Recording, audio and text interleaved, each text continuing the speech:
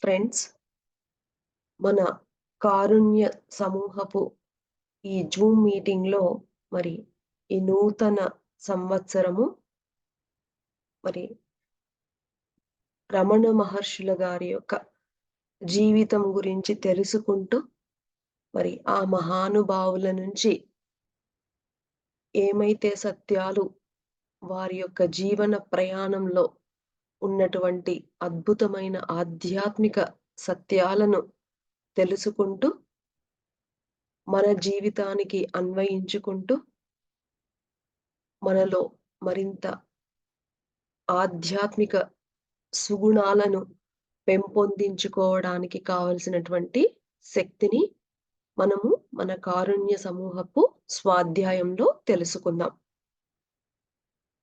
రమణ మహర్షుల వారు అంటే ఆధ్యాత్మిక సాధనలో ఉన్నవారు రమణ మహర్షుల వారి గురించి తెలియని వారు అంటూ ఎవ్వరూ ఉండరు. రమణ మహర్షుల వారు అంటేనే ఆయన గురించి ఎవ్వరు చెప్పినా కూడా రమణ మహర్షుల వారు అంటేనే మౌనము. ఎప్పుడూ కూడా మౌనము. ఆ మౌనంలోనే ఎంతో మందికి మరి ఎన్నో సమాధానాలు వచ్చాయని, మరి తమ రమణ మహర్షుల వారి దగ్గరికి వెళ్ళిన వారందరికీ కూడా మహర్షుల వారు అడిగేది ఒక్కటే ఒకటి క్వెషన్ అని. "నువ్వు ఎవరు?" అనే ప్రశ్న ఎప్పుడూ ఉదయిస్తూ ఉంటుంది. అదే క్వెషన్ ఉంటుందని మనము అనేక సార్లు, అనేక మంది దగ్గర మనం వింటూ వచ్చాం. మరి ఏమాత్రం మాట్లాడకుండా కేవలము మరి మహర్షుల వారి యొక్క మౌనము నుంచే సమాధానాలు ఇవ్వగలిగేటువంటి ఒక గొప్ప గురువు గురించి మనము తెలుసుకోవడం నిజంగా మనందరి మహాభాగ్యం. మరి అలాంటి గురువుకి మరొక్కసారి మన యొక్క ఆత్మ ప్రణామంను తెలియచేసుకుంటూ, మరి రమణ మహర్షుల వారు ఎక్కడ పుట్టారు? ఎక్కడ జన్మ తీసుకున్నారు? అదే విధంగా మరి వారి యొక్క చిన్నతనంలో వారి యొక్క స్థితి ఏ విధంగా ఉండేది? ఏ ఏ పరిస్థితులు రమణ మహర్షుల వారిని ఆధ్యాత్మిక వైపు మరలించాయి?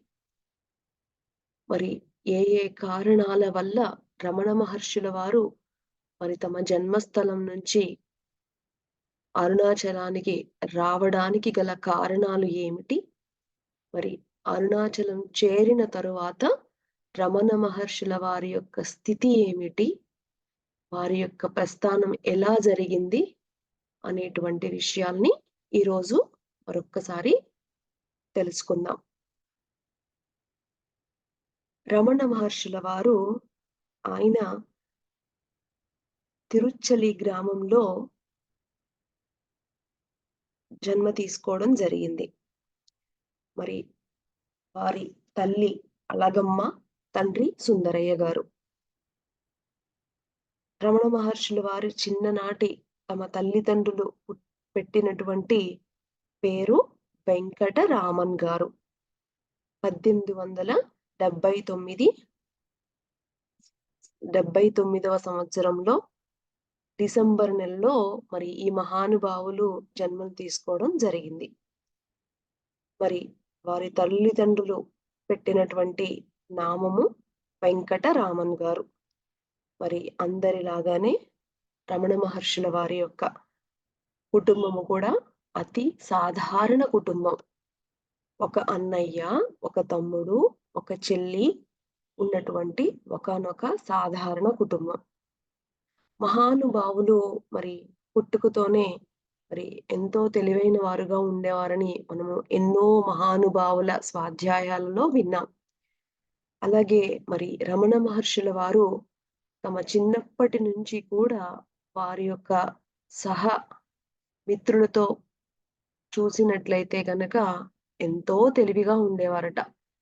అంతేకాకుండా ఎంతో ఆరోగ్యంగా ఉండేవారు. ఎంతో ధైర్యంగా ఉండేవారు. మరి అంతేకాకుండా ఎవరైనా రమణ మహర్షుల వారు చిన్నతనంలో రమణ మహర్షుల వారి ఎదురుగా వచ్చి వాదించాలి అన్నా, మాట్లాడాలి అన్నా భయపడేవారట. ఆ విధంగా ఎంతో తెలివిగా, ఎంతో చురుకైన పిల్లవాడిగానే ఉండేటువంటి తత్వంలోనే మరి రమణ మహర్షుల వారు కూడా ఉన్నారు. అయితే ఒకానొక సమయంలో తమ ఇంటికి వచ్చినటువంటి బంధువులు మరి అరుణాచలం గురించి చెప్పడం, అది విన్న తరువాత రమణ మహర్షుల వారి యొక్క ఆ చిన్నతనంలోనే అనగా వెంకట్రామన్ గారి యొక్క చిన్నతనంలో అరుణాచలం అంటే ఒక భక్తి భావము, మరి దాని గురించి ఎంతో అక్కడికి వెళ్ళాలి అని అనిపించడం. మనకి కూడా చూడండి కొన్ని కొన్ని ప్రదేశాలు ఎవరైనా చెప్పినప్పుడు మనకి కూడా అక్కడికి వెళ్ళాలి అనేటువంటి తన్మయత్వంలో ఉంటాం కదా! మరి అలాగే రమణ మహర్షుల వారు చిన్నతనంలో ఒకానొక బంధువు వచ్చి మరి అరుణాచలం గురించి చెప్పినప్పుడు మరి రమణుల వారి యొక్క హృదయంలో కూడా ఆ తపన అనేది ఏర్పడిందట. ఈ విధంగా అరుణాచలం గురించి ఒకానొక చిన్న బీజము ఆ యొక్క చిన్నతనంలోనే ఏర్పడడం అనేది జరిగింది. అయితే ఉన్నది సాధారణ ఫ్యామిలీ అయినా కూడా ఆధ్యాత్మిక ఆధ్యాత్మిక గ్రంథాలు చదవడం. ముఖ్యంగా మరి 9వ తరగతి చదువుతున్నటువంటి మన వెంకటరామన్ గారు మరి ఆహ్, ఒకానొక ఆధ్యాత్మిక గ్రంథము 'పెరియ పురాణం' చదవడం ద్వారా మరి ఆ 'పెరియ పురాణంలో' 63 శివయోగుల యొక్క గాథలున్నాయట ఆ పెరియ పురాణంలో. మరి ఆ చిన్నతనంలోనే ఆ పెరియ పురాణం గ్రంథం చదవడం ద్వారా, ఆ 63 శివయోగుల కథలు ఎప్పుడైతే రమణ మహర్షుల వారు చదివారో, ఆ చిన్నతనంలోనే ఆధ్యాత్మిక ఆధ్యాత్మికతపై శ్రద్ధ, శివుడి పట్ల భక్తి ఎప్పుడైతే ఆ 23 శివయోగుల యొక్క గాథలు వినడం ద్వారా, చదవడం ద్వారా దాని యొక్క ప్రభావము రమణుల వారిపై, రమణ మహర్షుల వారిపై ఎంతో ఏర్పడిందట. అందుకనే ఆధ్యాత్మిక గ్రంథాల యొక్క ప్రభావం ఏదైతే చదువుతామో దాని యొక్క ప్రభావము ప్రతి ఒక్కరి మీద పడుతుంది అని ఒక చక్కటి విషయాన్ని మనము ఈ మహానుభావుల గాథ నుంచి కూడా మనం ఇక్కడ తెలుసుకున్నాము. మరి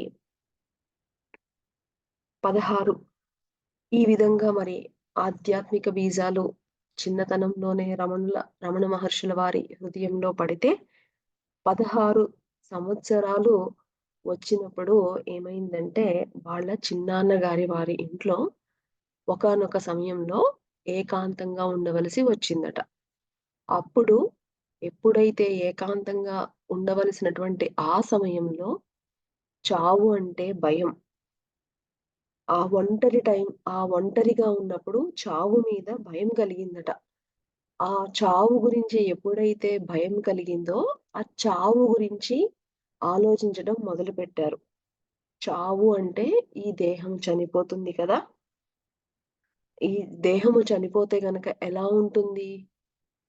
మన శరీరమంతా గూడా బిగుసుకుపోతుంది. గాలి ఆడదు. ఇలాంటి ఆలోచనలతో తమకి తామే తెలియకుండా ఒకానొక సమాధి స్థితిలోకి వెళ్ళటం జరిగిందట. ఎప్పుడైతే రమణుల వారికి ఆ భయంలో ఏర్పడి, ఆ యొక్క ఆలోచనల ద్వారా ఆ సమాధి స్థితికి చేరిన తరువాత నెమ్మదిగా వారి యొక్క జీవితం అనేది పూర్తిగా మారిపోవడం ప్రారంభించింది. అప్పటి వరకు కూడా అందరిలాగానే ఆటలు, పాటలు ఎంతో ఉత్సాహంగా ఉండేటువంటి రమణ మహర్షుల వారిలో ఆ యొక్క ఉత్సాహము తగ్గి ఆటలంటే ఇష్టం లేకుండా, చదువంటే ఇష్టం లేకుండా మరి ఒకానొక స్థితిలోకి వెళ్ళడం అన్నది అలవాటయిన తర్వాత మరి నెమ్మదిగా మారిపోవడం స్టార్ట్ అయిందట. అయితే ఈ విధంగా ఉండేటువంటి ఇలాంటి పరిస్థితులలో ఒకానొక సందర్భంలో వారి ఇంటికి వచ్చినటువంటి వాళ్ళ టీచర్ రమణ మహర్షుల వారికి ఇచ్చినటువంటి ఒక పనిష్మెంట్ కానివ్వండి, మనకి టీచర్స్ ఇస్తూ ఉంటారు కదా! ఏదైనా తప్పు చేసినప్పుడు 3 టైమ్స్ రాయి, 5 టైమ్స్ రాయి, 10 టైమ్స్ రాయని చెప్తూ ఉంటారు కదా! అలాగే రమణ మహర్షుల వారి ఇంటికి వచ్చినటువంటి మాస్టర్ గారు రమణ మహర్షులు గారికి ఒకానొక ప్రశ్న ఇచ్చి 3 సార్లు దాన్ని మరలా రాయమని చెప్పడం జరిగిందట. అయితే ఎప్పుడైతే 2 సార్లు రాసేటప్పటికే రమణ మహర్షుల వారిలో ఒకానొక విరక్తి భావం కలిగింది. ఎందుకు నేను రాయాలి? దీనివల్ల ప్రయోజనం ఏంటి? నాకేమీ రాయాలనిపించడం లేదని చెప్పేసి ఆ యొక్క పుస్తకాన్ని, పెన్ని పక్కన పెట్టేసి ధ్యాన స్థితిలో కూర్చుండిపోయారట. ఎప్పుడైతే రమణ మహర్షుల వారు ఆ విధంగా ధ్యాన స్థితిలో కూర్చుండిపోవడం చూసినటువంటి వాళ్ళ అన్నయ్య, వాళ్ళ చిన్నాన్నగారు మరి చదువుకునే పిల్లవాడు ఆ విధంగా తప్పు చేస్తే సహజంగా మందలించడం అనేది పెద్దలు చేస్తూ ఉంటారు. అదే విధంగా రమణ మహర్షుల వారి అన్నయ్యకి కోపం కలిగి ఒకానొక యోగిలాగా ఈ ధ్యాన స్థితిలో కూర్చునే వాడికి ఇంటితో పని ఏముంది అని అన్నటువంటి ఆ కోపంలో మందలించడానికి వచ్చినటువంటి వాళ్ళ అన్నయ్య నోటి నుంచి వచ్చినటువంటి ఆ యొక్క మాటల యొక్క ప్రభావము రమణ మహర్షుల వారిలో ఆలోచనలు రేకెత్తించాయి. కరెక్టే గదా! అన్నగారు మరి నాలాంటి వాడికి ఇంటితో పని ఏముంది అన్నారు. నాకు నిజంగానే ఈ ఇంటితో పని ఏముంది అని ఇక ఎప్పుడో తమ బంధువులు చెప్పినటువంటి అరుణాచలం స్మరణకు వచ్చి ఇక అరుణాచలం వెళ్ళిపోవాలి అని దృఢంగా నిర్ణయించుకున్నారు. ఒక పిల్లవాడు అన్నీ వదిలేసి వెళ్ళిపోవాలంటే ఏ ఇంటిలో కూడా ఒప్పుకోరు. ఆ విధంగానే ఒప్పుకోరు అని గమనించినటువంటి రమణ మహర్షుల వారు ఆ చిన్న వయసులోనే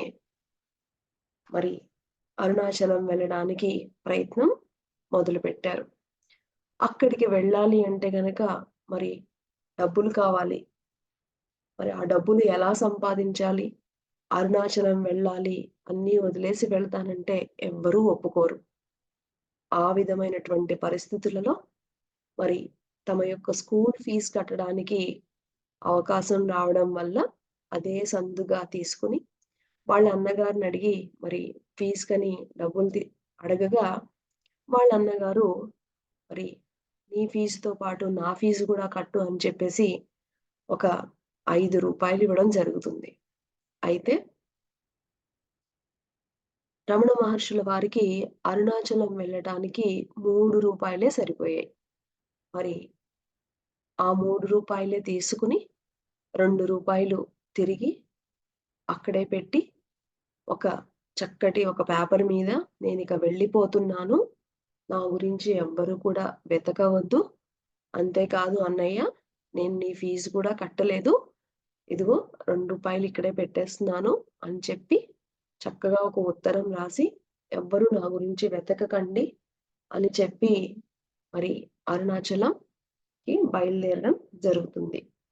ఇక ఎప్పుడైతే అరుణాచలం వెళ్ళిన వెంటనే ఇక అప్పటికే ఈ యొక్క శివయోగుల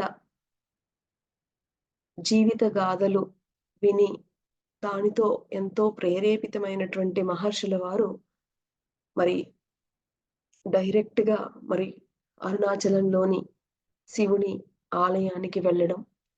ఇదే స్థితిలో ఆ శివుని ఆలయంలో ధ్యానం చెయ్యగా ఒకానొక అత్యున్నతమైనటువంటి స్థితికి చేరుకున్న తరువాత ఇక పూర్తిగా నాకు ఈ యొక్క దేహం మీద ఉన్నటువంటి పూర్తి ధ్యాస పూర్తిగా పోగొట్టుకొని ఇక నాకేమీ అక్కర్లేదు అని మరి ఆ ఉన్నతమైనటువంటి స్థితి పొందినటువంటి రమణ మహర్షుల వారు పూర్తిగా గుండు గీయించేసుకొని ఆహ్, పూర్తిగా మరి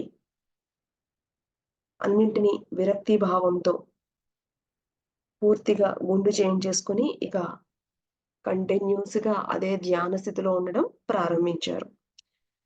ఇక ఎప్పుడైతే ఆ విధంగా ఒకానొక యువకుడు ఏమాత్రం కదలకుండా ఆ ధ్యాన స్థితిలో చూసిన వారికి మరి ఎంతో ఆశ్చర్యం కలిగేది. కేవలము బట్టలేమీ లేకుండా, కేవలము కౌపీనం ఒక్కటే ధరించి మరి రోజులు ధ్యానం చేయడం అదే శివాలయంలో ప్రారంభించారట. ఇక అయితే అక్కడికి చూస్తున్నటువంటి ఆ దగ్గర పరిసరాల్లో ఉన్నటువంటి మరి పిల్లలు ఏమీ కదలకుండా అలాగే కూర్చున్న రమణ మహర్షుల వారిని రాళ్ళతో కొట్టడం ఈ విధంగా చేసేవారు.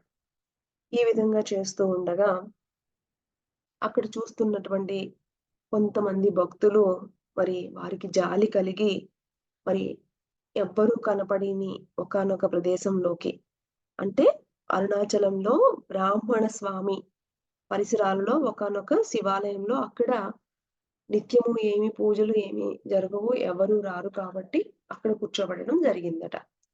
అయితే ఎవ్వరు రారు. ఏమి అక్కడ శుభ్రము ఏమి చెయ్యరు కాబట్టి అక్కడ కొంచెం దోమలు, చీమలు ఇవన్నీ కూడా మరి రమణ మహర్షుల వారిని ఆహ్, కుట్టినా కూడా మరి రమణ మహర్షుల వారు ఏమీ పట్టించుకోకుండా చీమలతో, మరి దోమలతో ఆ విధంగా మరి ఆ దేహం అంతా కూడా రక్తం వస్తున్నా కూడా పట్టించుకోనటువంటి సమాధి స్థితిలోకి రమణ మహర్షుల వారు వెళ్ళిపోతూ ఉండేవారు.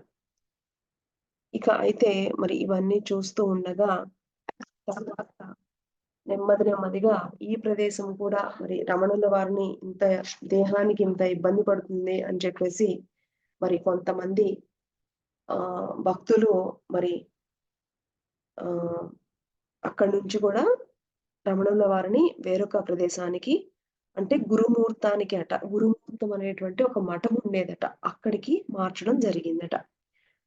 అక్కడ గూడా మరి రమణ మహర్షుల వారు ఈ దేహం గురించి ఏ మాత్రము పట్టించుకునేవారు కాదు. కానీ అక్కడికి చూస్తూ ఉన్నటువంటి మాతృ హృదయం కలిగిన స్త్రీలు ఒక 4 నెలల తర్వాత ఒకానొక స్త్రీ మరి రమణ మహర్షుల వారికి తల్లి మాతృభావంతో చక్కగా స్నానం చేయించడం. మరలా తర్వాత 12 నెలల తర్వాత మరొక స్త్రీ అదే విధంగా స్నానం చేయించడం జరిగింది. అంటే ఒకానొక యోగి ఆ అద్భుతమైన స్థితిలో స్నానం పట్ల గాని, ఆహారం పట్ల కానీ, ఏ విధమైనటువంటి వ్యామోహము గాని ఏమీ ఉండదు అని మనం ఇక్కడ రమణ మహర్షుల వారి నుంచి మనం ఇక్కడ చాలా స్పష్టంగా మనము అర్థం చేసుకోవచ్చు. అయితే ఈ విధంగా జరుగుతున్నటువంటి పరిస్థితులలో అక్కడ పళవి పళని స్వామి అనేటువంటి ఒకానొక వినాయకుని వినాయకుని భక్తుడనమాట. ఆ వినాయకునికి భక్తుడికి ఆ వినాయకుని విగ్రహానికి మరి ఆ దేవాలయంలో సేవలు చేస్తూ ఉంటే, మరి బతికుండగానే ఒకానొక యువ స్వామి ఇక్కడే ఉన్నాడు. వారికి సేవలు చేయొచ్చు కదా! అని ఒకానొక భక్తులు ఇచ్చినటువంటి సందేశం ప్రకారము మరి ఈ పళని స్వామి అనే ఆయన రమణ మహర్షుల వారికి తమ ఆంతరంగిక సహచరుడుగా అంటే రమణ మహర్షుల వారి యొక్క అన్నీ చూసుకోవడానికి మరి ఆ యొక్క స్థితి చూసినటువంటి ఆ యొక్క పళని స్వామి వారు ఇక నిర్ణయించుకొని రమణ మహర్షుల వారికి సేవలు చేస్తూ మరి ఆయన యొక్క ఆహ్, సేవకునిగా అప్పటినుంచి గూడా ఉండడం జరిగిందట. ఇదే విధంగా మరి ఈ విధంగా చూస్తున్నటువంటి భక్తులందరూ ఆ నోట, ఈ నోట వింటూ మరి ఒకానొక రోజున ప్రతిరోజు చూస్తూ ఆ దగ్గరలో ఉన్నటువంటి వెంకటరామయ్య గారు అనేటువంటి ఆయన రమణ మహర్షుల వారిని రోజు ఆయన ఉద్యోగానికి వెళ్ళేటప్పుడు రమణ మహర్షుల వారికి దర్శనం చేసుకొని వెళ్ళడం, ఈ విధంగా జరుగుతూ ఉండేది. ఇలాగా కొన్ని రోజులు గడవగా ఒకరోజు ఈ వెంకటరామయ్య గారు ఒక పెన్సిలు, ఒక పేపరు ఇచ్చి, "మీరు ఎవరో చెప్పండి స్వామి. మీ పేరు ఏమిటి? మీరు ఎక్కడి నుంచి వచ్చారు?" అని ప్రశ్నించగా మరి ఈ రమణ మహర్షుల వారేమో ఏ మాత్రము కూడా సమాధానము ఇచ్చేవారే కాదు. మాట్లాడేవారే కాదు.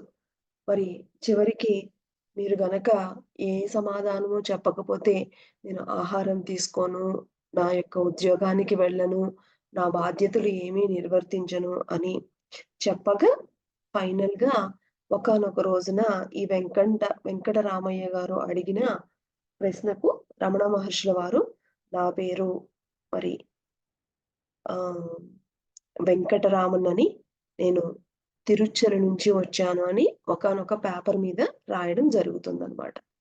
ఈ విధంగా అక్కడికి వచ్చినటువంటి వారందరికీ గూడా ఈ ఈ యువకుడు ఎవరు అంటే అన్న విషయం అక్కడున్న వారందరికీ గూడా తెలియడం జరిగింది.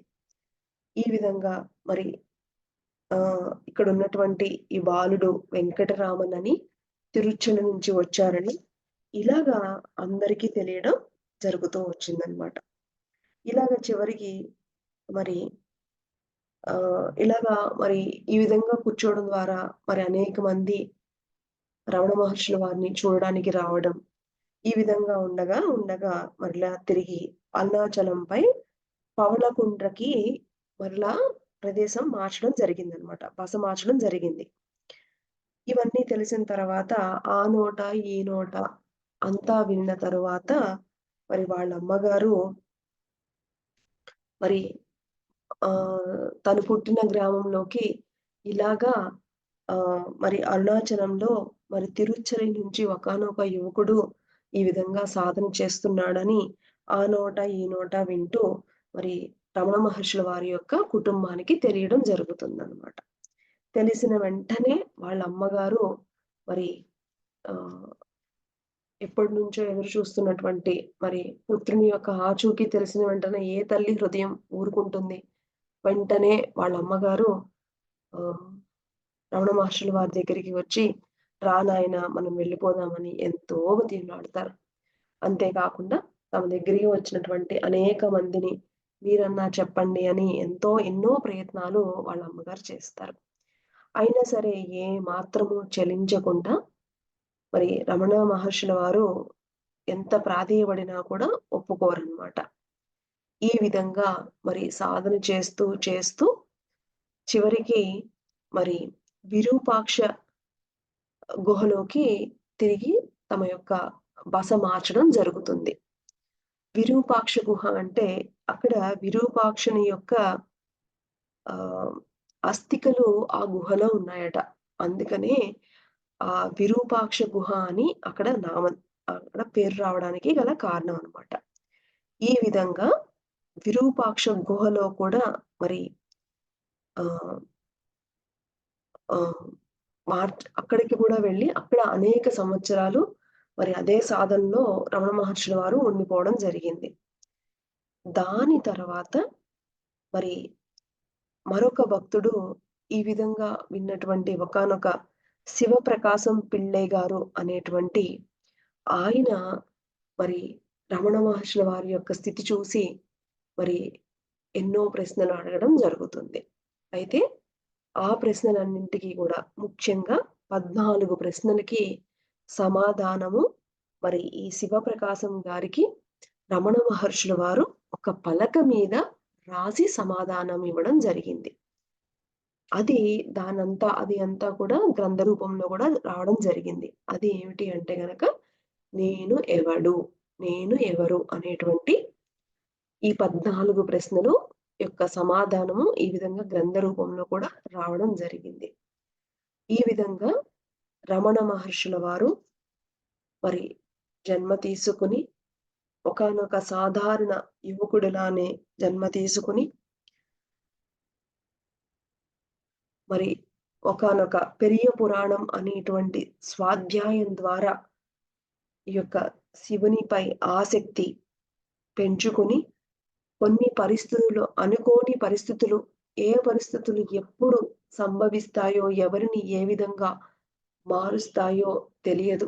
అదే విధంగా మరి రమణ మహర్షుల వారు ఒకానొక ఏకాంత సమయంలో కలిగినటువంటి ప్రశ్నలకు సమాధానంగా మరి ఒకానొక సమాధి స్థితిలోకి వెళ్ళటం, ఆ సమాధి స్థితి నుంచి తమ యొక్క జీవితమే మారిపోవడం జరిగింది. ఈ విధంగా మరి ఒకానొక స్థితిలో ఉన్నటువంటి యోగి మరి ఈ యొక్క తమ ఇంటిని మరి ఇంటిలో వారి యొక్క ప్రశ్నల కారణంగా వారిలో ఆ అన్వేషణతో ఇక ఇంటితో నాకేమాత్రము సంబంధం లేదు అని అరుణాచలం రావటం, అక్కడ అత్యున్నతమైనటువంటి సమాధి స్థితిని చేరుకొని అనేక రోజులు ఆ సాధనలో ఉండిపోవడం, తమ శరీరంపై ఏమాత్రము ధ్యాస లేకుండా అద్భుతమైన స్థితిని చేరుకోగలగడం, అది చూసిన ఆ చుట్టుపక్కల ఉన్నవారే అన్నీ చూసుకోవడం, మరి ఇలాంటి యోగి దగ్గర నుంచి ఒక గొప్ప జ్ఞానం తీసుకోవాలి అని అడిగిన మరి భక్తుల యొక్క ప్రశ్నలకి మౌనంతోను, అలాగే ఒక పలక మీద రాసి ఇవ్వడం ద్వారా మరి ఎంతో జ్ఞానాన్ని రమణుల వారి యొక్క జ్ఞానాన్ని అందించడం జరిగింది. ఇది అంటే ఒక యోగి ఏ విధంగా ఎలాంటి పరిస్థితులలో ఎప్పుడైనా మారిపోవచ్చు అని, ఒక యోగి యొక్క స్థితి ఏ విధంగా ఉంటుంది, మరి యోగులు ఎంత మౌనంగా ఉంటారో, వారి మౌనంలోనే ఎంతో అద్భుతమైన సమాధానాలు ఇవ్వగలరు అనేటువంటి ఈ చక్కటి జ్ఞానాన్ని ఈరోజు మనం తెలుసుకున్నాము. తిరిగి రేపు మన యొక్క స్వాధ్యాయంలో కంటిన్యూ చేద్దాం. రమణుల వారికి, గురువులకి మరొక్కసారి కృతజ్ఞతలు తెలుపుకుంటూ థాంక్ యూ.